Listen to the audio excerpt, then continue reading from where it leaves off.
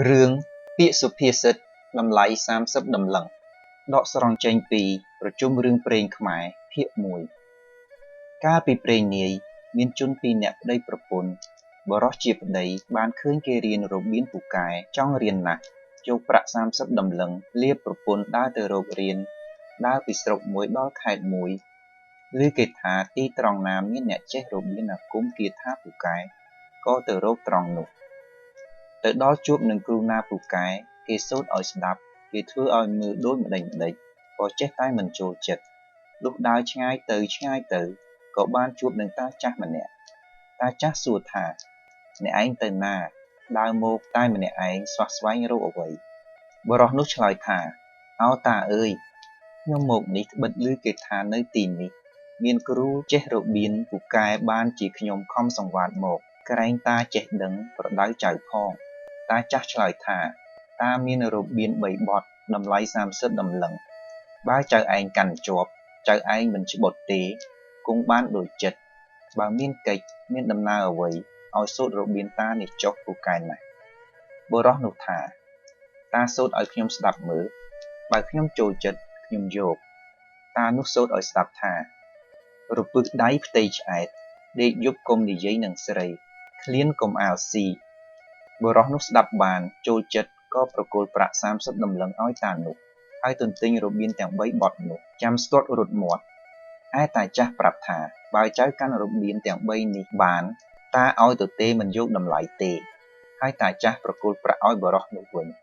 បុរសនោះក៏លាតាចាស់នោះវិលមកស្រុកវិញមាត់បុរសនោះចេះតែទន្ទិញរបៀន3បទនោះចប់តែតាមផ្លូវមកពុំមានភ្លេចលុះដើរឆ្ងាយបន្តិចមកជួបនឹងសំពៅឈ្មោះមួយបុរសនោះក៏សុំសំពៅគេដោយសារមកស្រុកដង្ខៅសំពៅក៏ព្រមឲ្យដោយសារបុរសនោះតាំងតែពីចុះមកនៅក្នុងសំពៅថ្ងៃណាក៏ចេះតែទន្ទិញរបៀន3បទនោះហើយចេះតែជួយលាងជួយថែទាំជួយជួសជុលសំពៅដូចជារបស់ខ្លួននាយសំពៅនឹកក្នុងចិត្តថាអ្នកនេះតាំងតែពីចុះដោយសារសំពៅអញមកកាលណាគាត់ចេះតែធ្វើការដូចជារបស់គាត់នឹកហើយក៏ស្រឡាញ់បុរសនោះឲ្យរៀបបាយទឹកឲ្យស៊ីតែរាល់ថ្ងៃរៀងមកឯបុរសនោះពុំខ្ជិលសោះចេះតែខំធ្វើការក្នុងសំពៅដូចជាកូនឈ្នួលឯទៀតនាយសំពៅក៏នឹកក្នុងចិត្តថាបើកាលណាបានដល់ស្រុកអញនឹងចែករបស់ទ្រព្យឲ្យចៅនោះរកស៊ីតទៅលុះបើកសំពៅមកដល់កណ្ដាលស្រុកមួយបានឃើញវិហារមួយគេរៀបអណ្ដាប់ពោពាសសុទ្ធចំណីស្រាបាយទុកឲ្យយក្សវាមកស៊ីឯអ្នកសំពៅកាលដល់វិហារនោះក៏ចោតសំពៅឡើងទៅលេងឃើញចំណីទាំងនោះពុំមានមនុស្សក៏នាំគ្នាស៊ីផឹកស្រាស្រវឹងដេកនៅក្នុងវិហារនោះទាំងអស់គ្នាខានតែបុរសម្នាក់នោះមាត់គាត់ចេះតែទន្ទិញថារពឹសដៃផ្ទៃឆ្អែតដេកយប់កុំនិយាយនឹងស្រីឃ្លានកុំអាលស៊ីដោយគិតថាចំណីអស់នេះមានហេតុអ្វីមួយហើយបានជាគេរៀបទុកនៅទីនោះ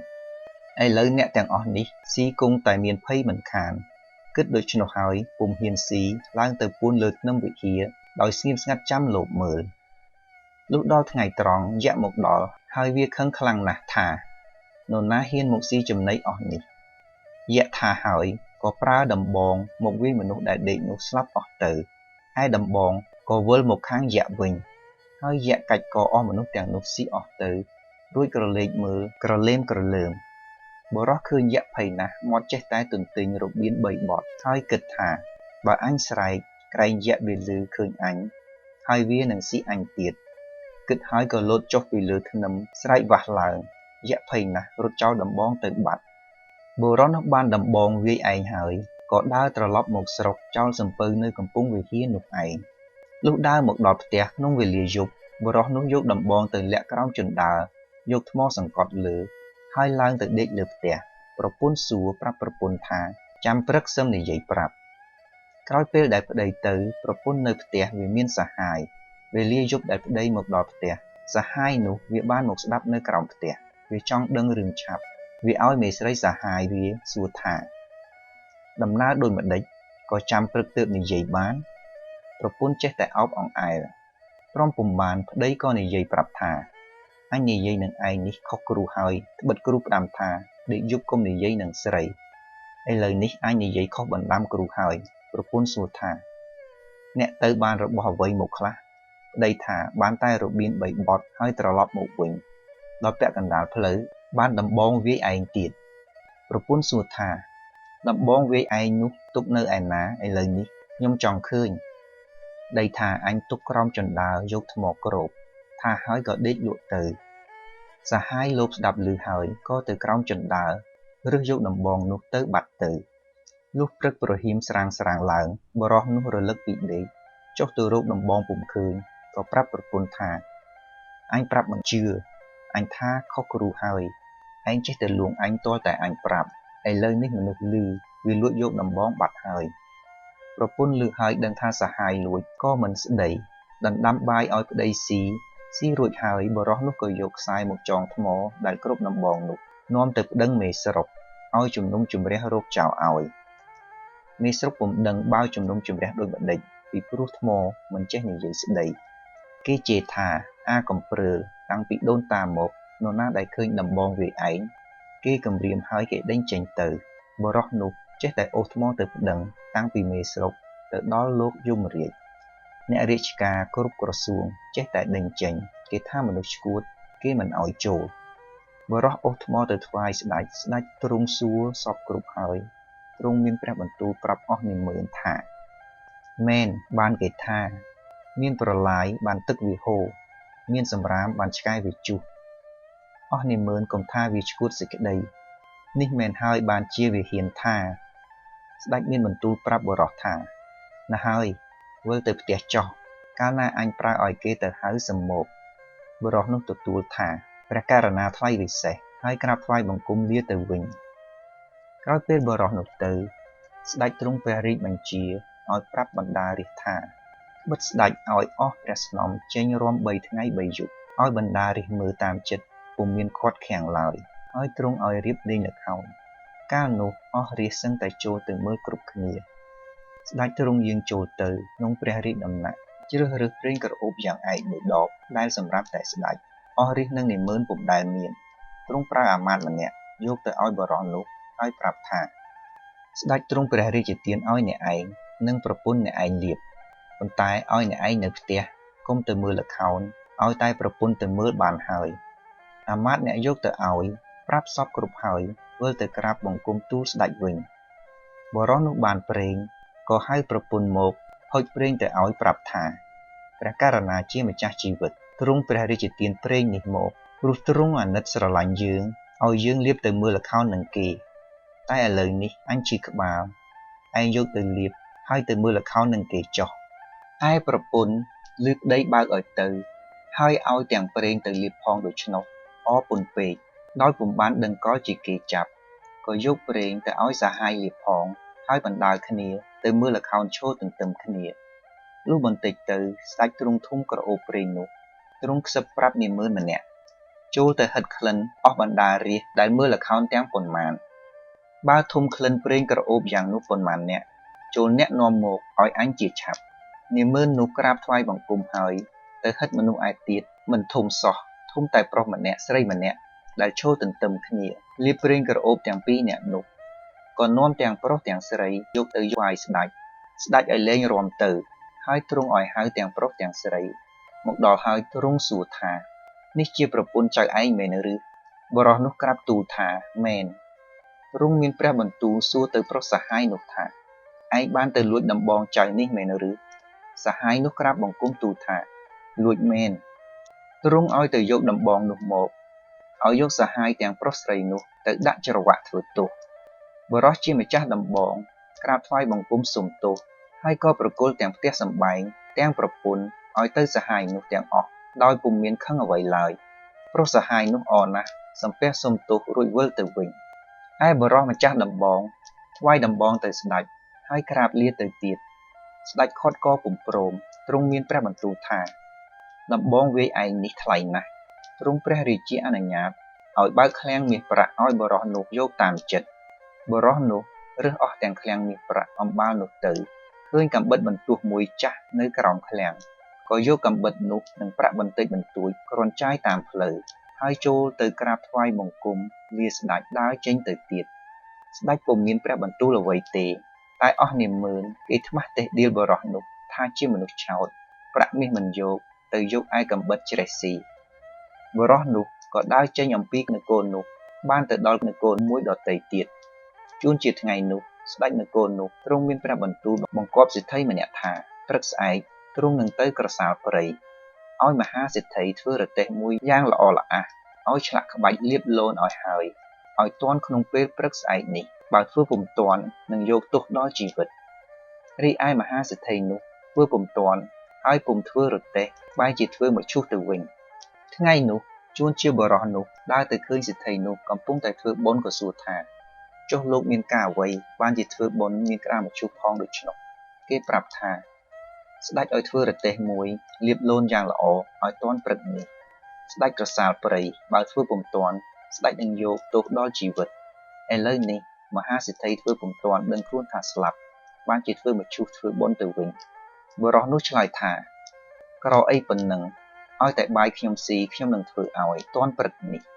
មហាសេដ្ឋីបានឮដូច្នោះអរណាស់ហើយក៏ឲ្យរៀបបាយទឹកស៊ីឆ្អែតរួចប្រគល់ឈើឲ្យធ្វើរទេះបរោះនោះក៏ធ្វើតែនឹងកាំបិតមួយដែលយកពីក្រោមបាតឃ្លាំងមកនោះបានរួចស្រេចក្នុងយប់នោះហើយលាបលូនយ៉ាងល្អព្រឹកឡើងក៏អូសរទេះទៅថ្វាយស្ដេចទ្រង់ទតឃើញទ្រង់ឲ្យរៀបប្រដាប់ប្រដាទៅក្រសាលព្រៃឯមហាសេដ្ឋីលុះរួចពីស្លាប់ហើយក៏នឹកក្នុងចិត្តថាអ្នកនេះមានគុណធ្ងន់ណាស់ឥឡូវនេះនឹងរកអ្វីសងឲ្យស្មើគ្មានមានតែកូនក្រមុំមួយដែលមកមានប្តីដូច្នោះមានតែអញការឲ្យអ្នកនោះគិតហើយក៏ហៅមកការឲ្យទៅលុះការរួចហើយក្នុងយប់នោះពេលផ្សំដំណេកបរោះនោះគិតលបងចិត្តប្រពន្ធហើយធ្វើជាផឹកស្រាស្រវឹងដេកទៅលុះយប់យូរបន្តិចក៏ធ្វើជាក្អួតប្រឡាក់ប្រពន្ធអស់កូនសេដ្ឋីឃើញកំអួតប្តីប្រឡាក់ខ្លួនដូច្នោះក៏ស្រែកឡើងក្នុងយប់នោះថាលោកឪពុករកប្តីឲ្យខ្ញុំជាមនុស្សប្រមឹកក្អួតប្រឡាក់ខ្ញុំអស់ហើយខ្ញុំទ្រាំមិនបានទេមហាសេដ្ឋីឮកូនស្រែកដូច្នោះក៏ខាត់ថាកូនដេកទៅកុំនិយាយត្បិតប្តីឯងកំពុងស្រវឹងហើយគេមានគុណផងខាត់ដូចម្ដេចក៏កូនស្រីមិនស្ដាប់ហើយចេះតែរអ៊ូថាបើឲ្យទៅឆ្កែឆ្មាទ្រាំបានឯមនុស្សប្រមឹកខ្ញុំទ្រាំមិនបានទេលុះព្រឹកឡើងបរោះនោះរលឹកពីដេកក៏ចូលទៅរកសេដ្ឋីប្រគល់កូនឲ្យវិញប្រាប់ថាមិនព្រមយកទេហើយថាមិនបានពាល់ដៃជើងឡើយមហាសេដ្ឋីខាត់សុំទោសឲ្យកូនយ៉ាងណាក៏បរោះនោះពុំព្រមនៅពុំព្រមយកហើយលាមហាសេដ្ឋីយកតែកំបិតដើរទៅទៀតលុះស្ដេចយាងមកដល់ពីព្រៃទ្រង់ឲ្យទៅរកជាងដែលធ្វើរទេះនោះពុំឃើញទ្រង់ស្ដាយណាស់ទ្រង់ឲ្យអស់នាម៉ឺនចាត់សម្បុត្ររកគ្រប់ខេត្តក៏ពុំឃើញហើយទ្រង់ស្ងៀមទៅបរោះនោះលាសេដ្ឋីដើរទៅឆ្ងាយក៏បានទៅដល់នគរមួយដទៃទៀតស្ដេចនគរនោះទ្រង់ឲ្យនាម៉ឺនម្នាក់ទៅដេកវេនចាំយាមនៅចុងព្រះរាជរោងរាល់យប់ស្ដេចទ្រង់ចេញកាប់តែរាល់យប់ចាប់តាំងពីថ្ងៃដែលទ្រង់បង្គាប់នោះមកស្លាប់អស់ជាច្រើននៅថ្ងៃដែលបរោះនោះទៅដល់ជួនត្រូវលើវេនចៅវាទៅដេកថ្វាយស្ដេចកាប់ចៅវានោះក៏ធ្វើបុណ្យទានក្នុងថ្ងៃនោះបរោះនោះទៅដល់សួរគេថាលោកមានការអ្វីបានជាធ្វើបុណ្យទានហើយហេតុដូចម្ដេចក៏បានជាកូនប្រពន្ធលោកយំរាល់គ្នាដូច្នេះគេប្រាប់ថាលោកត្រូវទៅដេកវេនថ្វាយស្ដេចកាប់ក្នុងពេលល្ងាចនេះបានជាលោកធ្វើបុណ្យមុនស្លាប់បរោះនោះថាឲ្យតែបាយខ្ញុំស៊ីចុះខ្ញុំទៅដេកថ្វាយស្ដេចកាប់ជួសគេឮដូច្នោះក៏ទៅជម្រាបចៅវាឲ្យហៅបរោះនោះទៅហើយឲ្យរៀបបាយទឹកឲ្យស៊ីរួចហើយសួរថាបើអ្នកទៅដេកវេនថ្វាយស្ដេចជួសខ្ញុំនឹងធ្វើបុណ្យឲ្យអ្នកបរោះនោះក៏ទទួលទៅដេកជួសហើយសុំគ្រឿងប្រដាប់ដែលចៅវានោះពាក់យកមកពាក់រួចហើយក៏លីកំបិតបន្ទោះចូលទៅដេកនៅចុងព្រះរាជរោងចាំស្ដេចចេញកាប់លុះទៅដល់ចុងព្រះរាជរោងបរោះនោះពុំដេកឡើយចាំមើលស្ដេចពេលយប់ជ្រៅស្ងាត់ស្ដេចទ្រង់បើកទ្វារចេញមកទ្រង់កាន់ព្រះខ័នយាងចូលមកនឹងកាប់បរោះនោះឃើញស្ដេចយាងចូលមកជិតក៏ស្ទុះចូលទៅចាប់ស្ដេចនោះជាប់ហើយក៏ចាក់នឹងកំបិតបន្ទោះបង្ខុសពី3ដងហើយសួរថានរណាចូលមកទាំងយប់នោះស្ដេចទ្រង់ឲ្យអញចាំយាមក្នុងយប់នេះថាហើយក៏ចាក់បង្ខុសទៀតស្ដេចទ្រង់មានព្រះបន្ទូលថាទេអញទេនរណាអញទេនរណាអញទេអញជាស្ដេចអីមកពេលនេះអញមិនដឹងទេត្បិតស្ដេចទ្រង់ឲ្យអញចាំរាជរោងយប់នេះសួរដេញដោលដូច្នោះហើយបរោះក៏លុតជង្គង់ថ្វាយបង្គំស្ដេចសុំទោសស្ដេចត្រាស់សួរថាចៅនៅឯណាបរោះនោះថាខ្ញុំនៅផ្ទះចៅវាស្ដេចទ្រង់ជ្រាបទ្រង់ញញឹមហើយទ្រង់ចូលទៅវិញ លុះព្រឹកឡើងបុរសនោះលាយកាំបិតចេញពីក្នុងវាំងមកផ្ទះចៅវាអ្នកផងឃើញហើយឆ្ងល់ថាបុរសនេះទៅដេកវេនថ្វាយស្ដេចកាប់ម្ដេចក៏មិនស្លាប់ត្រឡប់ជាមកវិញចៅវាសួរបុរសនោះក៏ជម្រាបតាមដំណើរសពគ្រប់ហើយជម្រាបថែមថាស្ដេចសពថ្ងៃនេះមិនមែនជាកាចទេបិទទ្រង់ពិសោធន៍រកមនុស្សប្រាជ្ញចេះដឹងក្នុងនគរដើម្បីរក្សាស្ដេចបានជាទ្រង់ចាត់មនុស្សឲ្យយាមតែអ្នកដែលទៅយាមចេះតែដេកលក់ទើបស្ដេចទ្រង់កាប់ចុះបើសត្រូវចូលទៅលុកលួចស្ដេចហើយយើងដេកលក់នោះតើនឹងជាយ៉ាងណាទៅបុរសនិយាយរឿងនេះប្រាប់សពគ្រប់ទើបភ្ញាក់ខ្លួនគ្រប់គ្នាចៅវានោះមានកូនក្រមុំមួយក៏ឲ្យជាប្រពន្ធបុរសនោះដោយគិតថាបុរសនេះមានគុណធ្ងន់ណាស់លុះព្រឹកឡើងស្ដេចទ្រង់ឲ្យហៅបុរសនោះមកទ្រង់ឲ្យធ្វើជានាម៉ឺនធំរក្សាព្រះនគរបន្ទាប់ពីព្រះអង្គ